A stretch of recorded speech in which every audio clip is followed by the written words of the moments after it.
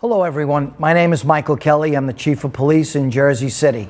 So we're going to take this opportunity today to speak about some things that are really important to the community. We're going to talk about our crime plan.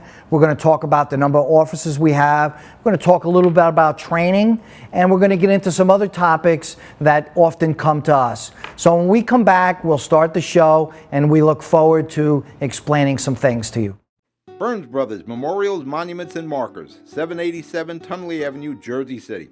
Hudson County's only monument maker, serving all faiths and cemeteries. Design, studio, and large inventory on site. Cemetery inscriptions and custom orders welcome. Burns Brothers Memorials, Monuments, and Markers, 787 Tunley Avenue, just south of Secaucus Road. Craftsmanship that will last for all eternity. Burns Brothers, Jersey City, Albert H. Hopper, North Arlington. Visit us on the net. Welcome back, everyone. Let's begin with when I was hired as the Chief of Police in January of 2018.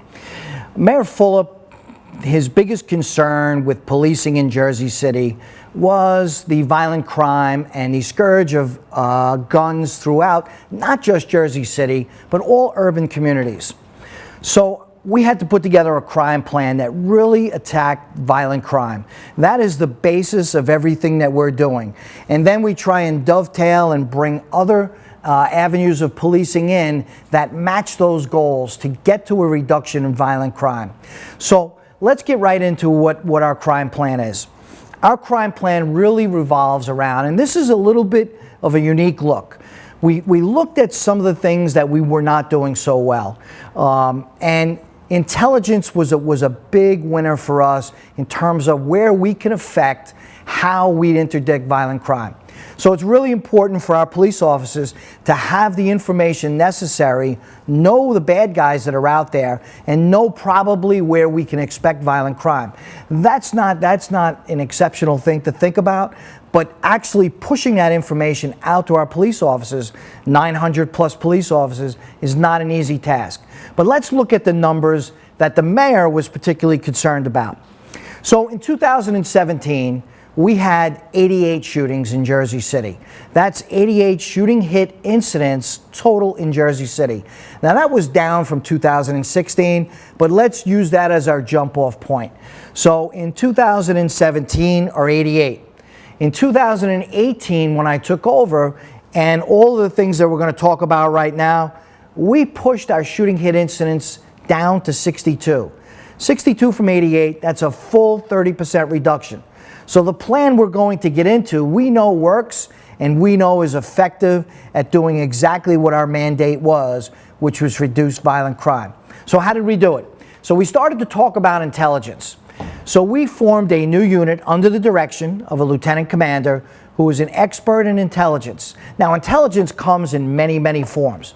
Intelligence could come from our tip line, where all you folks could get involved. 201-547-JAIL, J-A-I-L. That would get you into our intelligence stream. That's really important. But let's look at some of the other ways. All of our police officers are sources of intelligence. As they go out and they walk and they answer calls and they interact with the folks in the community, intelligence comes back to the intelligence unit. That's one way. When we arrest bad guys, believe it or not, a lot of intelligence is derived that way. Just talking to bad guys gives us the opportunity to really glean some good, hard intelligence. What's another way that we can get intelligence? Social media. We really believe that crime is driven very hard by social media. All these different platforms are out there. We think, the common folk think, this is a great opportunity to interact with people. Well, so do the bad guys. So intelligence from social media is a big part of what we do.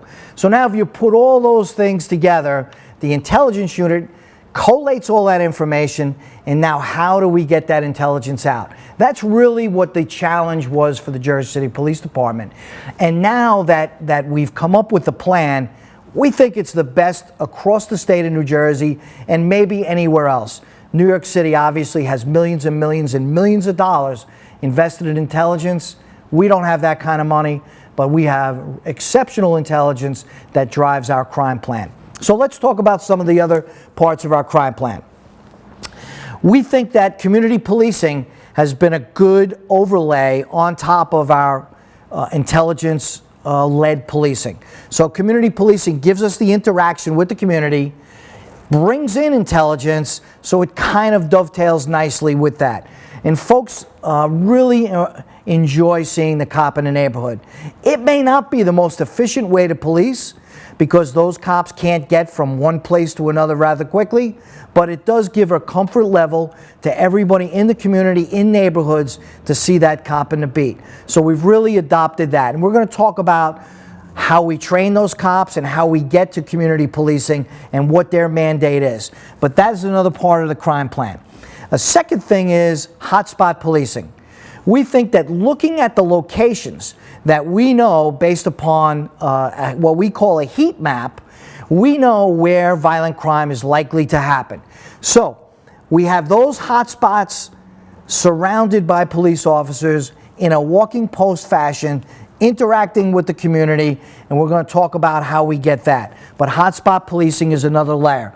So the last thing that we want to talk about is a rapid redeployment of manpower based upon what's happening right now.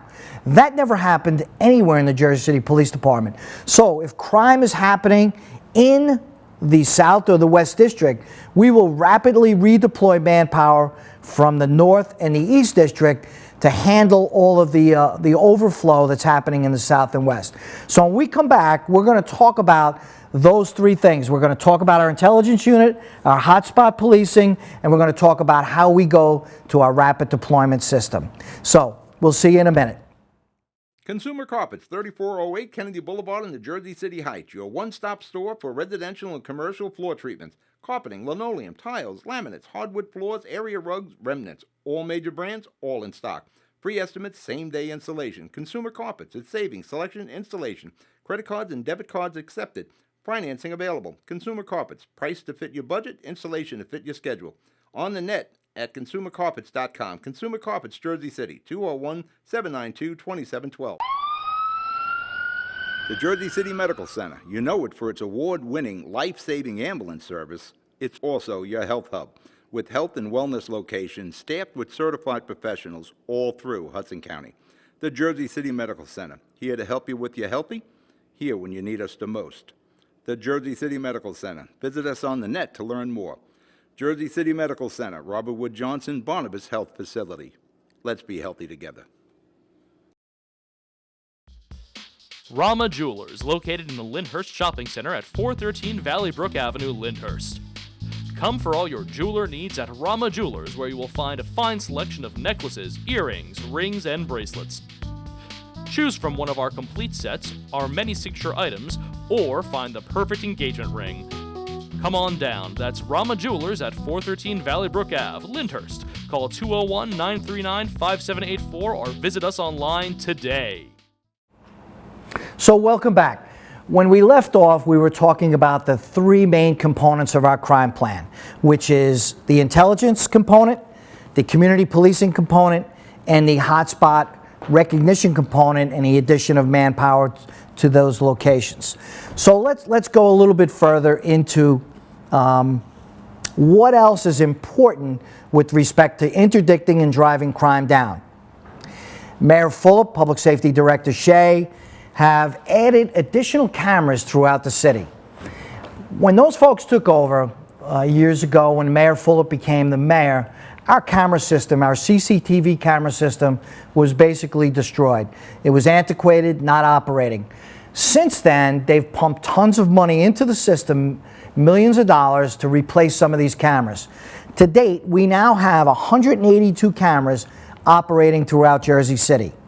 We also have an additional 39 cameras operating in Berry Lane Park, a prized park that the community uses on a regular basis, and people come from all over Jersey City to use it.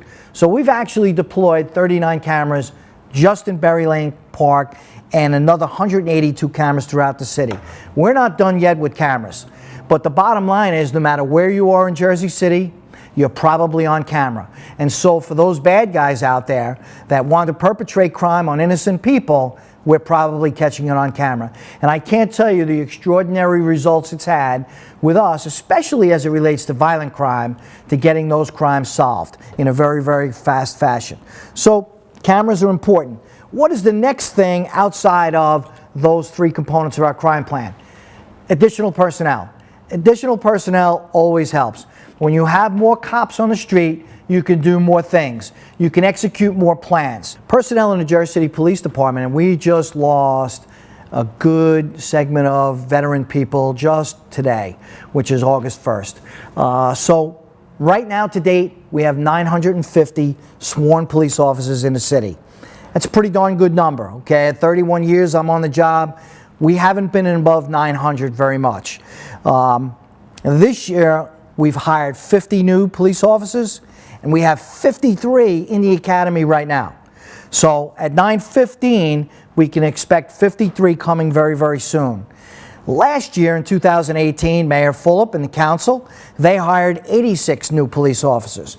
And we expect next year, in 2020, we expect to be somewhere around 100 new hirees. So as the retirements start to slow down, which I think they will, we'll start to increase the number of people that we put into the police academy. And our number, as reported by the public safety director, James Shea, is he would like to see us get to 1,000. And I agree. Those are the numbers that we can work with the most effectively. So these police officers, first let's talk about what we do with them. It's really important that your police officers have the level of integrity to execute all your plans. No matter how good your plans are, integrity is really, really important. So everybody gets trained in what we call our Integrity First program.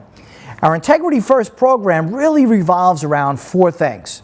And we talk to our cops about, one, whatever they're about to do in the street, we want them to ask to themselves, is that the right thing to do? We want that question asked on everything that they're about to do.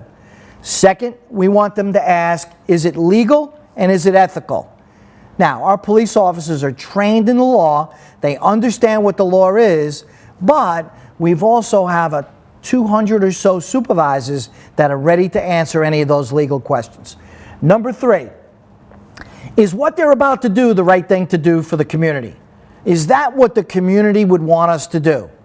And number four, is what they're about to do the right thing for the Jersey City Police Department? Now, sometimes that would sound a little selfish that we would even add that in, but in effect, we're a team. And if one of us doesn't do the right thing, then it's a stain on all of us. So we want them to make sure that if they're about to do something, even in their private and personal life, and it reflects negatively on the rest of us in the Jersey City Police Department, that would be part of the answer saying, no, it's not the right thing to do, and therefore we don't want folks to do it. And then finally, if they can just ask those questions on everything they're about to do, including community policing. Is this the right thing to do? Is it legal? Is it the right thing for the community? And is it the right thing for the Jersey City Police Department?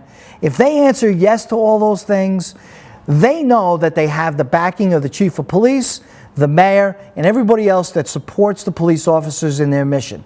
So it's really, really important that they do that little integrity test and they talk to themselves about these things. And it's real quick. If they can do that, we figure our police officers are going to be on point, on mission, within legal bounds, within ethical bounds, and it all boils down to the golden rule, right? Do to others what you would want done to yourself. And if they can handle that, we think our police force is going to be terrific in the future. Thank you, and we're going to come back and we're going to talk more about our crime plan. Newport, the luxury waterfront community on the Hudson River, offers the quality of life you deserve in 10 high-rise rental towers with amenities such as the on-site Newport Path subway, light rail and ferry service, Newport Town Square, 3 playgrounds, dog run, upscale restaurants, retail giants like Sears, JCPD, Macy's, and Target. Morton Williams Supermarket is just outside your front door. A health and fitness club, spa, skating rink, and medical facilities are also on site. NewportNJ.com. Enjoy the New York skyline from Newport Town Square. Manhattan is just one path stop away or quick ride through the Holland Tunnel. Nursery and private elementary schools all on site. 12-screen movie theater at the Newport Center Mall. Want to visit Newport? Stay at the Westin or Marriott Hotel. Go to newportnj.com for details. Newport has luxurious towers, great restaurants, shopping, New York skyline views, schools, playgrounds, a marina and yacht club, gym, spa, fine wine, fine living. It's incredible. It's you. newportnj.com. Newport, live like you want. So, welcome back, and we're going to talk about our crime plan, but first let's look at a couple numbers. Numbers that are really, really important to us. We talked to you about 2017, 2018 guns. Also, the recovery of guns is important.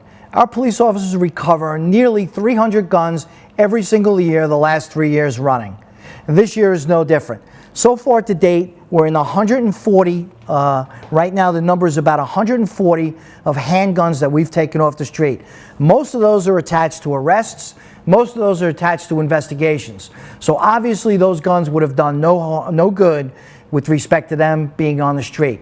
And not only are our cops figuring out based on intelligence who has the guns and where the guns are, but we haven't had to fire a single shot in interdicting those guns. Not this year, not last year, not the year before, when it comes to arresting violent persons that have handguns. That's really an important statistic for us to look at.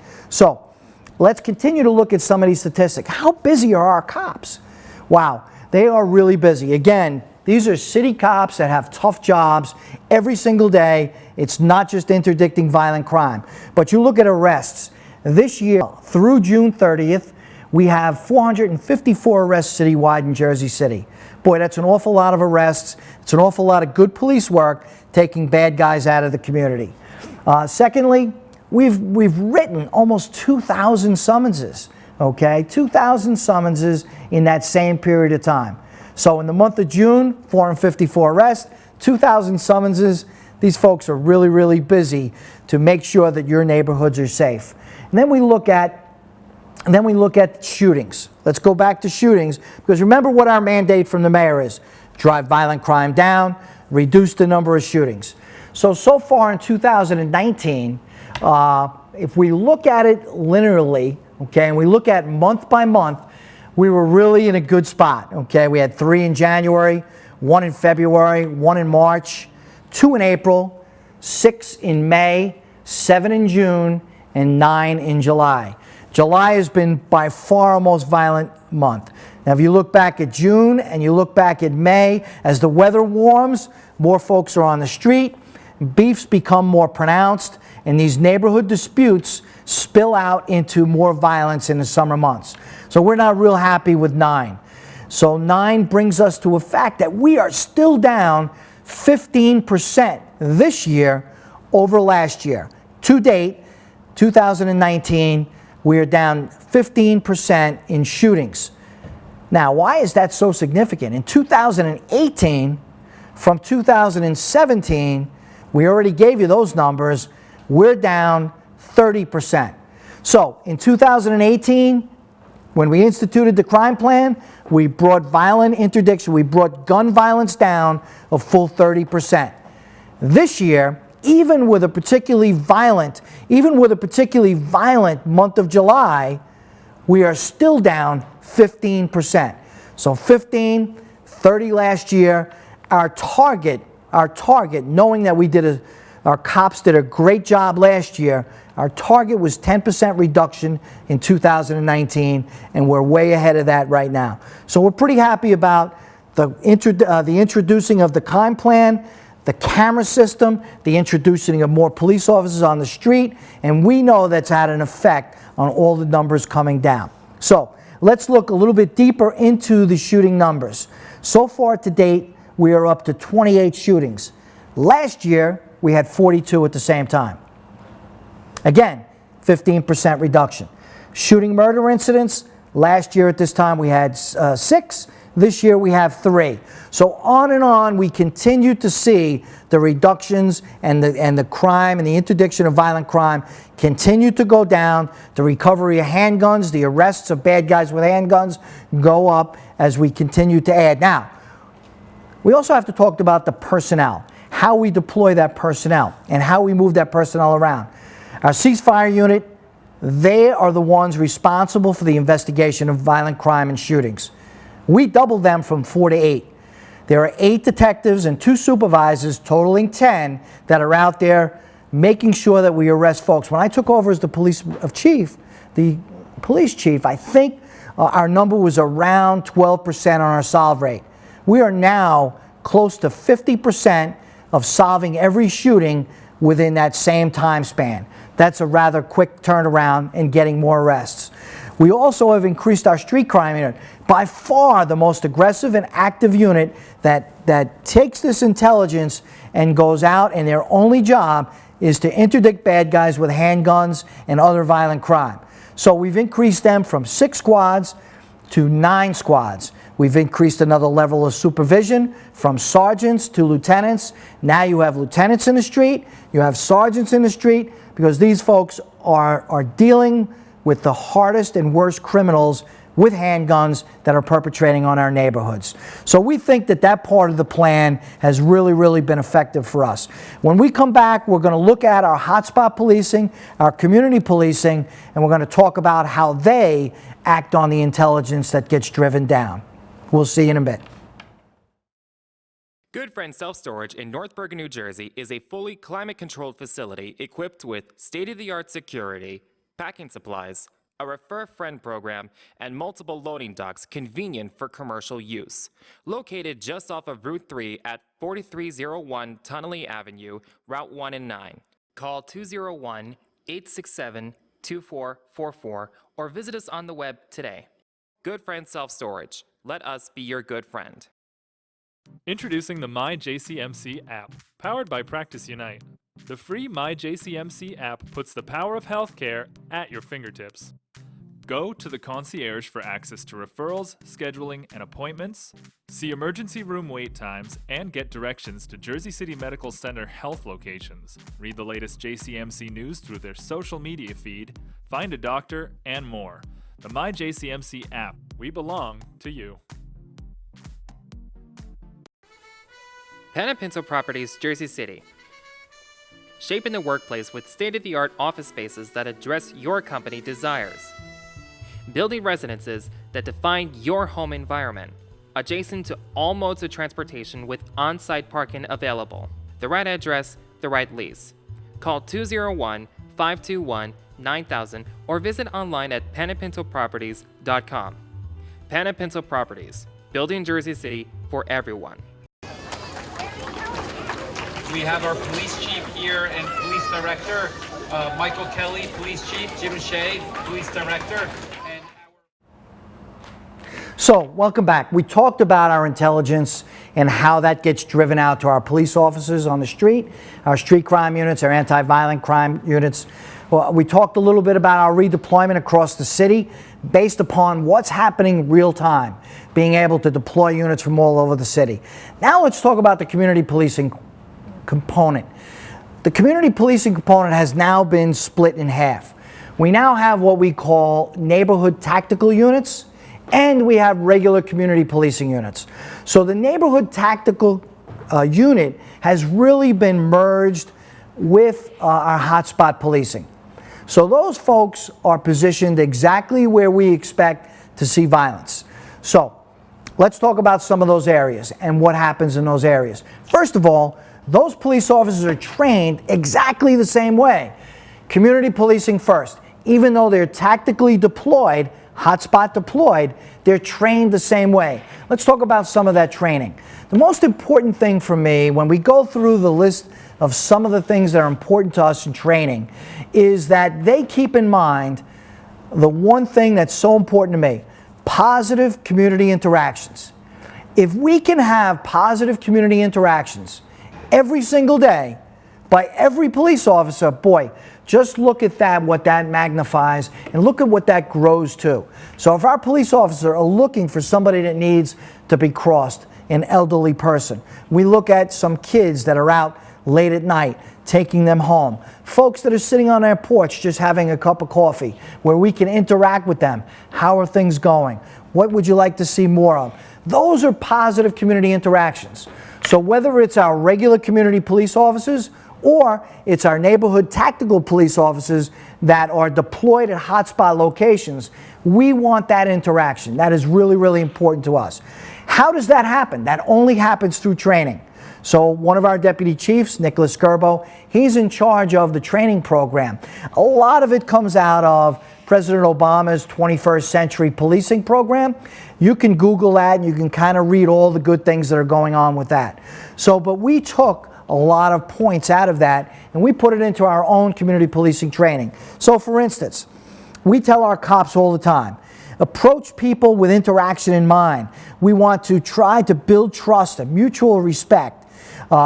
We ask our police officers to engage in positive community interactions, just what we talked about. We ask to seek proactive opportunities to engage. Like I said, that person crossing the street, the person sitting on the porch. Well, and then we have to teach a concept called procedural justice. Everything is based on procedural justice. What does that mean? Treat people with respect. Boy, that's not that difficult. Everybody deserves respect. 2, listen to what folks have to say. Don't cut folks off in the neighborhood. They know best. Let's listen to folks in the community. 3, make fair decisions. Listen, a lot of times our interactions with folks in the street are negative because we get called to a situation and we have to abate it. Whether it's a dice game in the street or whether it's loud music or something that's quality of life related, we still want to make fair decisions, listen to what folks have to say, treat people with respect. And then when we have to take action, explain why we have to take action. If folks are shooting dice on the sidewalk, they're blocking the sidewalk. Explain to them. People are trying to move down the road with their baby carriage or whatever the case may be, and the sidewalk can't be blocked. So we need to explain our action. So a lot of that comes into our community policing training. So let's just do a quick recap, because when we come back and we talk, we can get into specificity with any part of this program. But let's recap. Number 1, everything goes by intelligence. We really have to drive that intelligence out to our police officers by smartphone, by roll call training, whatever it is. We have what we call a DIB, Daily Intelligence Brief. That goes out every single day from our intelligence cycle. It talks about arrests. It talks about where we expect the next cycle of violence. It talks about social media. It keeps our cops safe, and it keeps neighborhoods safe. Really big component. Number 2, we talked about deployment levels, that we can real-time shift people from different parts of the city into where we have an active issue that's going on, especially as it pertains to violent crime. And then 3rd, we have these hotspot policing posts, half covered by our walking cops, half covered by our tactical neighborhood posts. They come together and they form the backbone of what folks in the neighborhood see every single day. So when you put all those things together, we talk about crime plan, we talk about 30% reduction last year, we talk about 15% reduction so far this year when it comes to guns and violent crime, and then everything else comes together as it pertains to quality of life. If we can start at the top and we can reduce violence in the street, and we could reduce violence in neighborhoods, and we could take guns off the street, and we could take bad guys off the street, then we can effectively attack quality of life issues that all of our neighborhoods complain about. All of our neighborhoods have seen a better quality of life, and we can continue to do that. So we look forward to talking to you again. We hope that this has been helpful, and we'll see you the next time.